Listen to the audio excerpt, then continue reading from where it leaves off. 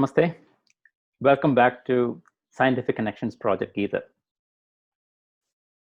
For those of you who don't know me, my name is Prasad Akavur. By training, I'm a physicist, and I used to be a research scientist, and now I teach sciences in a private school in New York City, and a little bit of engineering, and just a very little bit of computer programming.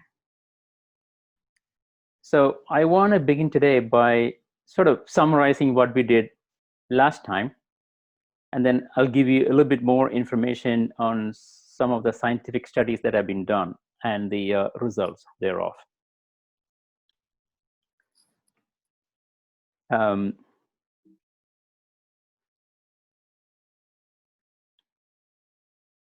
So to borrow a slide from last time, so I just wanted to say what our primary objectives are. The objectives are to calm our minds and reduce the chance of enhancing or exacerbating stress-induced conditions. And then, of course, we need to examine and self-correct our daily practices. That's very important. Last time, I gave you the summary of findings, scientific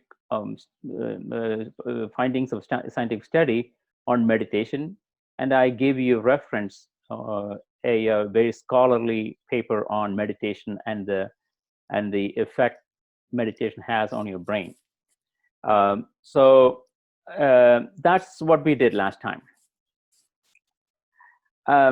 And I also emphasized the importance of patience.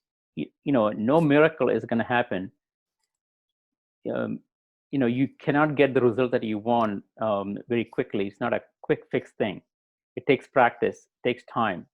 So you get familiar with the techniques, and then you get a little bit more experience, and finally you can probably say, you have the mastery of the skill. It's a skill. I emphasize the word skill because it's something that you can learn. So for today, I want to stay with chapter 6 a little bit longer, just a little bit more. I want to focus on two things: empathy/compassion and its connection to well-being. I'll begin with a verse from chapter 6. I can quote several verses, by the way. I don't want to kind of overwhelm you with all the verses, and you probably have to go back and read them. But let me just take one. This is verse 629. It says, "With the mind harmonized by yoga, he sees the self abiding in all beings and all beings in the self. He sees the same everywhere." This is such a powerful statement, and it has far-reaching consequences in our thoughts, in our action, and maybe in our destinies as well. So where do we begin? So let's look at the immediate scientific connection. If you want to read something that can be easily read, I mean, it doesn't have many technical terms or anything like that. Here's a nice article that I give you from psychologicalscience.org website. Please go there and take a look at what the effects of empathy and compassion have on your mind and on your well-being. Moving on to a little bit more experimental studies, I want to draw your attention to the work, pioneering work done by one of the best known names in the field, Professor Richard Davidson from University of Wisconsin. He has a really short YouTube presentation of the major findings or major conclusions of the neurological studies conducted by his team and probably other teams as well. One thing I want to tell you, there's a plethora of references in the literature. It'll be pointless for me to list maybe 20, 30 references. You're probably not going to read all of them or look at all of them. So my objective in these presentations to give you maybe 2 or 3, then you can pretty quickly look up, and then maybe from that point on you can take it by yourself and then read further and enhance your knowledge on this thing. So anyway, here he is at the center. This is Professor Richard Davidson, and he is saying that well-being has 4 main constituents. What are they? Resilience. What is resilience? Let's say you go through a negative experience, some kind of a shock or emotional setback or something. How long does it take you to get back to normal? That is resilience. So the recovery time, if you will. Now, research has shown, and neuroscientific measurements have shown, that continued practice of meditation, according to Professor Davidson, 6,000 to 7,000 hours of cumulative practice will activate certain areas in the brain that'll enhance your resilience. So that is constituent 1, number 1, resilience. The second one, according to him, is positive outlook. Now, what enhances positive outlook? It's basically loving kindness and compassion. So I kind of wrote that here as LKC in short form. And medical research has shown that the results are much more quick than the other kind of meditations. And resilience is harder. On the other hand, positive outlook on life is a little bit quicker.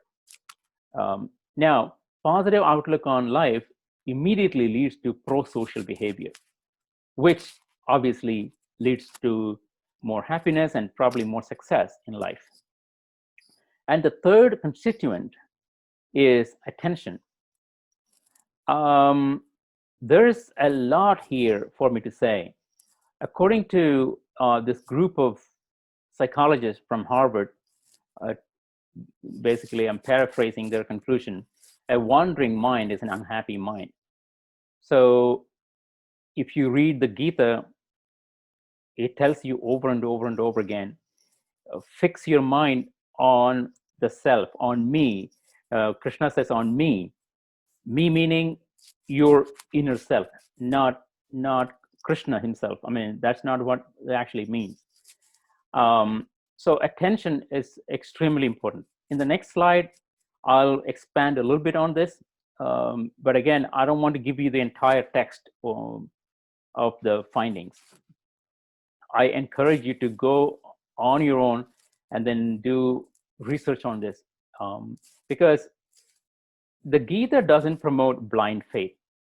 It promotes faith based on experience. So first of all, you need to experience this yourself. For that, you need to practice. Well-being, according to Professor Davidson, is a skill. Any skill can be learned. That's the bottom line. So the fourth constituent of well-being is generosity. People in general are happier when they engage in altruistic activities and any sort of acts of generosity.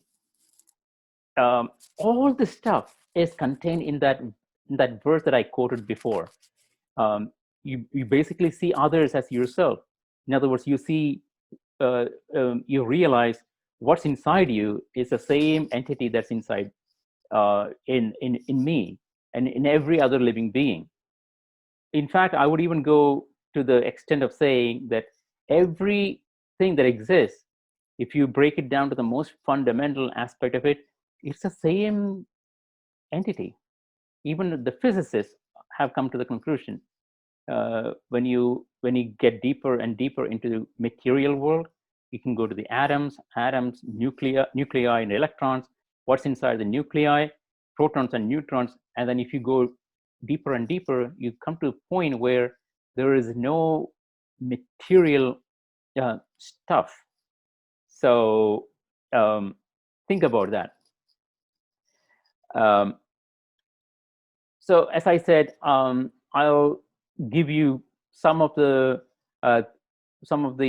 findings that Professor Davidson talks about in his YouTube presentation. I'll give you the full reference at the end.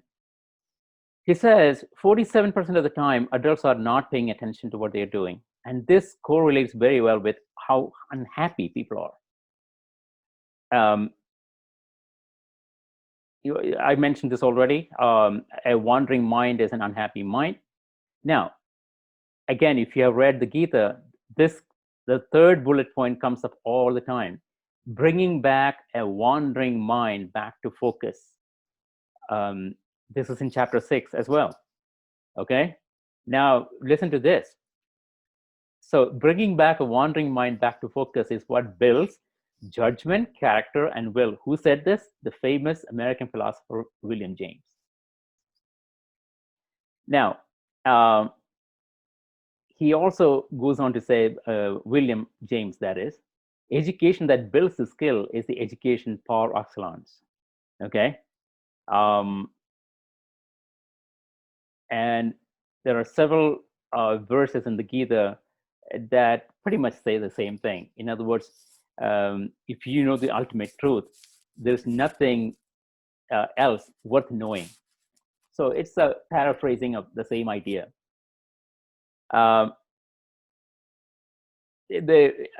a neurological point of view, what is true and what's been established is that when you engage in acts of generosity and altruism, areas of your brain that are fundamental to the state of well-being are activated. Professor Davidson hooked up. This is probably one of the best known examples in neuroscience and the study of meditation. Matthew Ricard, a French-born Buddhist monk, he is believed to be the happiest man in the world. So Professor Davidson hooked up something like 250 electrodes onto his brain and then studied the brain activity while he was doing meditation, loving kindness and compassion meditation. And the findings were amazing. Some of the activities that are present in normal human beings, the brain activities that is, that contribute to unhappiness, anxiety, and stress, were completely absent in Matthew Ricard's brain.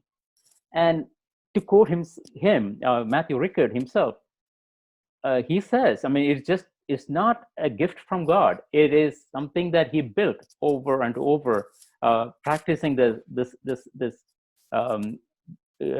meditation technique over and over again. So if I can do it, you can do it. All you have to do is allow maybe 15 to 20 minutes of your time every day. Be consistent. Again, those of you who want to learn further definitely should look up this guy, Matthew Ricard. Okay, there's again a lot of information on the internet. If you want something a little bit different, maybe from a social science point of view, there's a great book by Malcolm Gladwell. It's called Outliers. In that first chapter of the book, he talks about this community in Pennsylvania where the death rate and heart diseases and things like that were way below average. And there was a physician who studied this carefully, and he found out that it's not the diet, it's not the lack of exercise or anything like that. In fact, the diet was atrocious in some cases. But the reason, according to him, why these people in this community, is Roseto in Pennsylvania, are very, very healthy, is that they have a close-knit community and everyone felt connected with each other. So again, that loving care, that is a very, very important component. Now, that's all I have. As I said, I'll give you some references. Um, please look at some of this stuff, some of the stuff by yourself, and then read further. Okay. Thank you very much for listening. I'll see you next time.